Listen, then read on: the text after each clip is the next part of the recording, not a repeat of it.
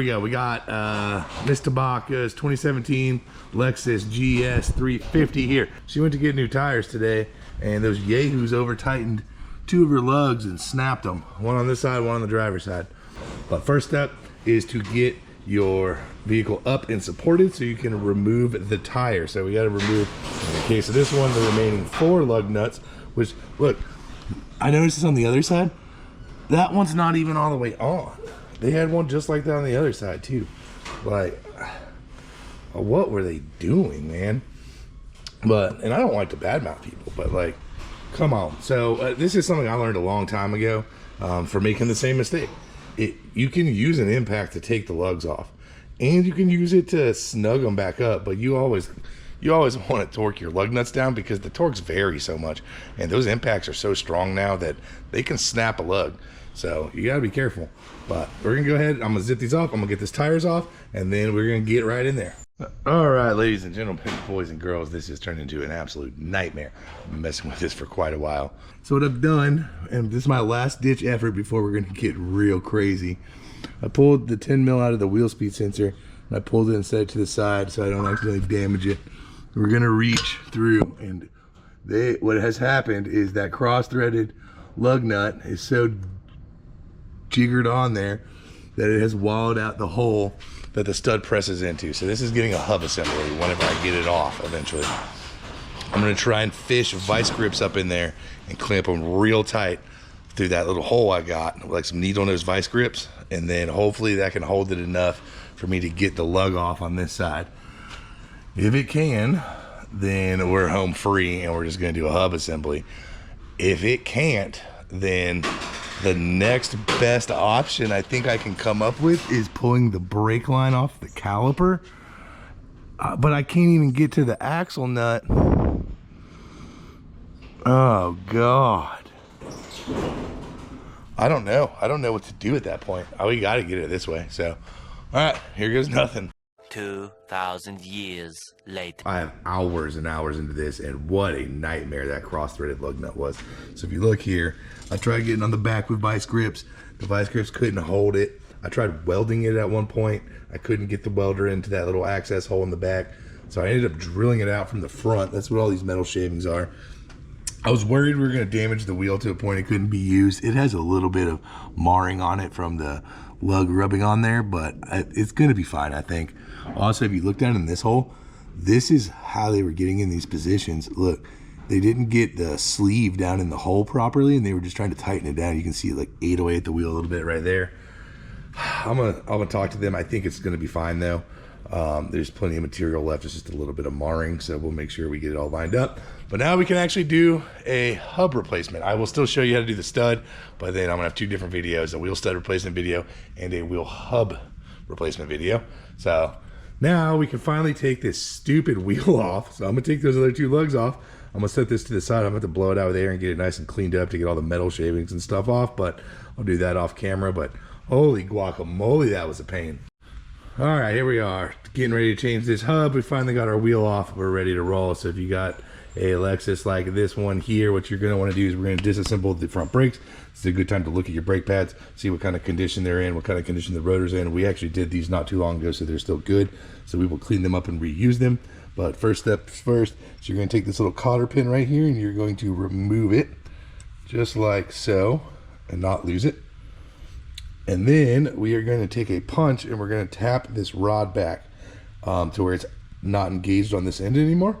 And once it slides back enough, we can press this down with our thumb and then slide this out. So I just take a small punch like this, put it in the hole, and just give it some light taps until it pops all the way out like so. Now it's no longer engaged in the brake pad or the caliper. Then you'll want to step up and press down with your thumb and then just work this puppy out of there while you're relieving the pressure. I don't know why it got bound up more.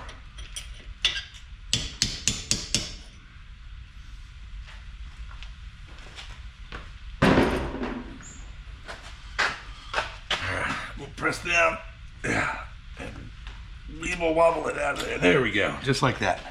So the pin will come out. Then you take the hold down bracket out as well. and we'll set those both to the side. And then these pads are going to be pretty tight. I like to put my fingers in here and just kind of pull them back across or against the caliper piston, but I don't know if that does a whole lot. And then I'll take the punch and use that as leverage to start pulling the pads up, just like so.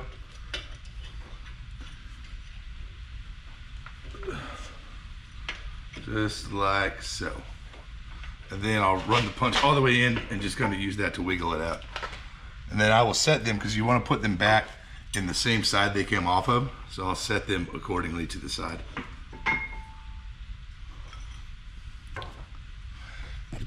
Just like that. So I know that one was on the inside and that one was on the outside. And voila. Now, if we come to the back side here, we have a 17 millimeter here and a 17 millimeter here. We take those two bolts out, and then this caliper is ready to come back and hang up here off of the strut. All right, and with the two caliper bolts off, it slides right off of the rotor, and then just take a hanger or a bungee cord or zip ties, and I zip tied it up to the, or I hung it off the upper control arm there. All right, so now we're ready to pull the rotor. If you look at this side, from all the work we had to do, it is already nice and loose on the hub.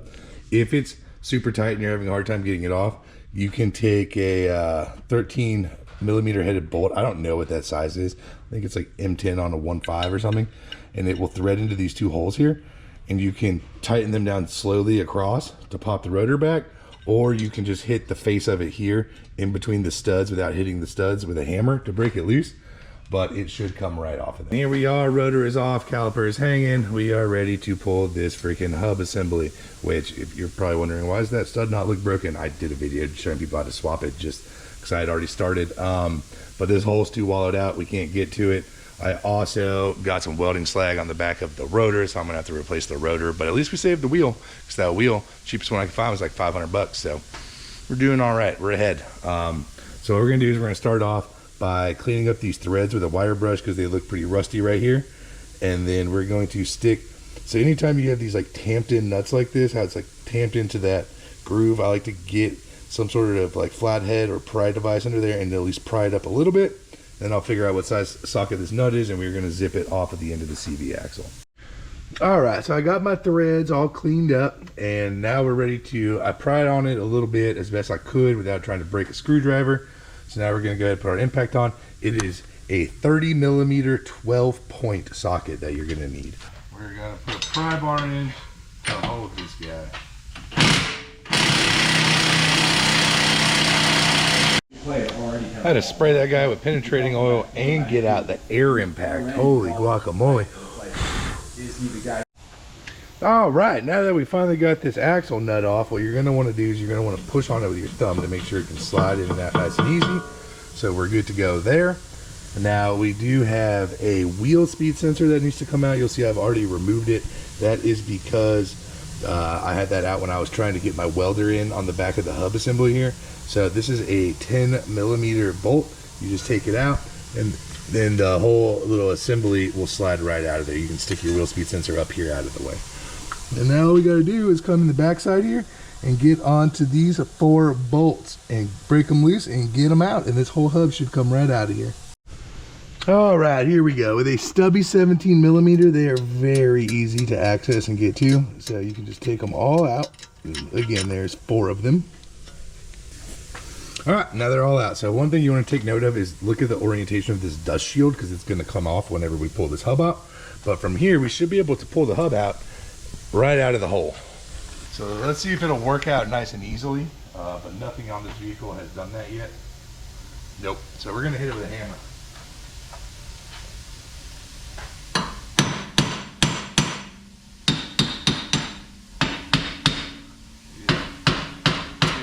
Wackaroosies. Oh, get her moving. Just like that. And now, hey, she's out of there. But there we have it. So we have our axle there. I am a little worried about the threads on this thing.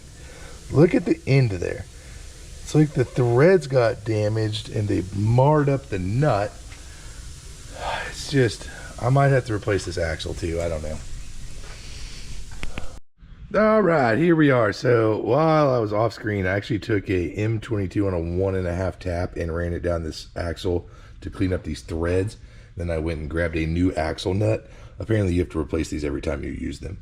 Otherwise, we are good to go. So what we're gonna do here, oh, this is also a good time to mention, I will have links in the description and above in the video for a new hub assembly, the 30mm 12-point socket, Scotch-Brite, and everything else that you need along the way. I'll even link where you can get a new spindle nut and everything else. But now, before we install, what we want to do is take some red Scotch-Brite, and we want to just kind of gently scrub this down and just knock off any of this loose debris that we have on the face here where it's going to meet, and in this little lip right here.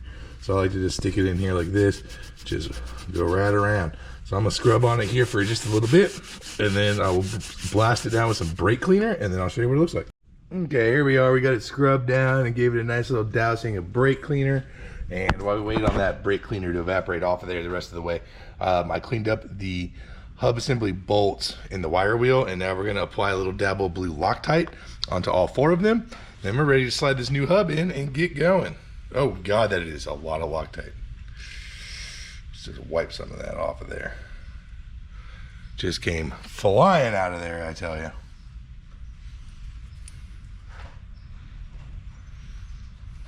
Let's paint it onto this one. Look at that. I meant to do that. We were putting enough Loctite for 2 bolts. Oh my God. There we go. Just a small dabble, just like that, right into the meat of the threads where it's going to be getting the torque. All right, here we go. We got our new bearing assembly. And don't forget your dust shield. So your dust shield goes on this particular car with this little tabbed part facing out towards you. So that way you can actually hold the hub assembly in place. Like so.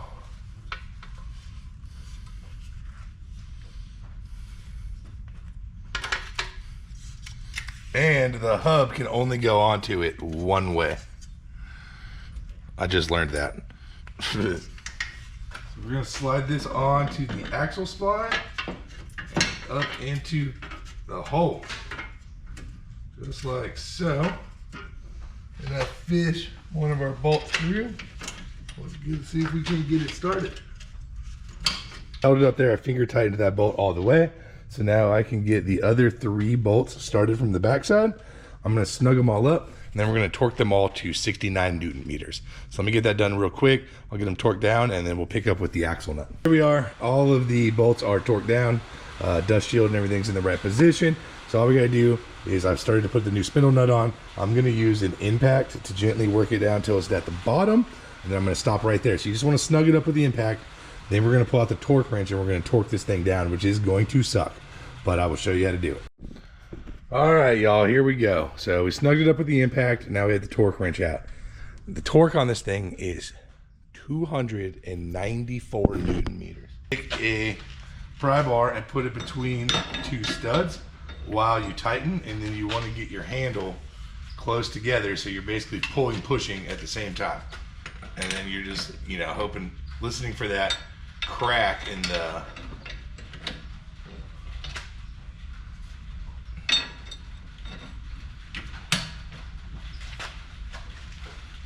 torque wrench. All right, so here we are. We're in position. We're holding the studs with the pry bar, and let's see if we can get it done. Oh man, I don't want to slip off the nut. Oh, or oof. There it went. Woo! So at this point, everything is torqued down. Everything is back together. All you gotta do is slap your rotor back on. And I like to clean my brakes up and re-grease all of them. If you don't know how that works, I'll put a link in the description for when I did these brakes. But yeah, you just put all your rotors and brakes back together and you're ready to go. I will, when I get to the end here, I will cut in and show you on this car how to put the lug nuts in, since apparently you can screw that up. Also, what we need to do real quick before I forget, the edge of this nut, once it's torqued down, we need to tamp that down into that groove to make sure no matter what, it can't come undone. So you just take a small punch like this, We'll put it right here on the edge and we'll hit it with a hammer till it folds in. If you remember how it was down in there and we were prying it back out to start, we're gonna replicate that by hammering it back down in there. All right, here we are. We are all back together. So I'm ready to put the tire and the wheel on. I never record this, but I'm going to in this case because apparently it's not as easy as it would seem. So what we're gonna do, I want you to look at the lug nuts. If you're dealing with a Lexus or any of these with these shouldered style lug nuts like this, right?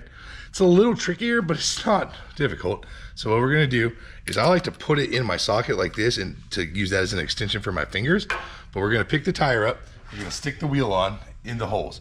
And then we're gonna use one hand while we balance the tire to stick this in and finger start it and just kind of sink it down in there. And we want, the wheel can kind of bobble to where the shoulder won't go in the hole. So you got to make sure that it goes in there while you're hand tightening it before you ever use an impact or any other power tools.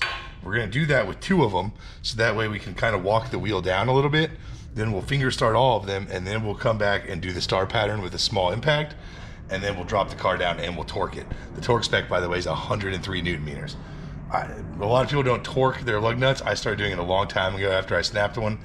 It is good practice to just torque them all the time. All right, here we go. So we're just gonna pick the tire up. Make sure you lift with your back, not your legs, the way you're supposed to. We're gonna sit it in there. We're gonna push it all the way flush up against the rotor. Now while we hold it, take our lug, stab it in. So I'm gonna try, oh, dang it.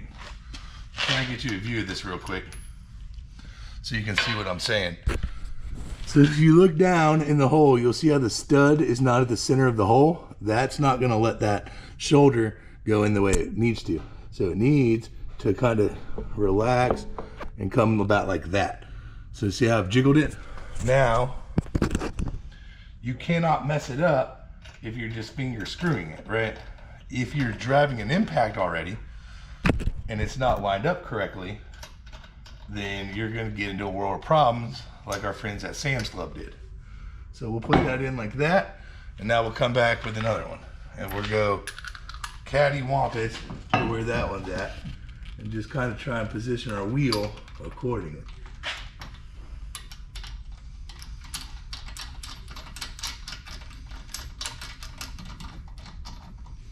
Now, let's get it sat back up. There it goes.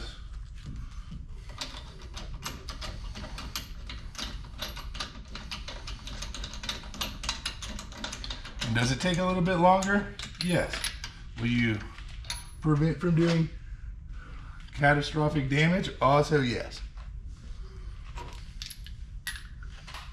Okay, now that they're finger started and in their respective sleeves, we can come back and just snug them up with a small impact. We'll run them down and just kind of snug them up a bit.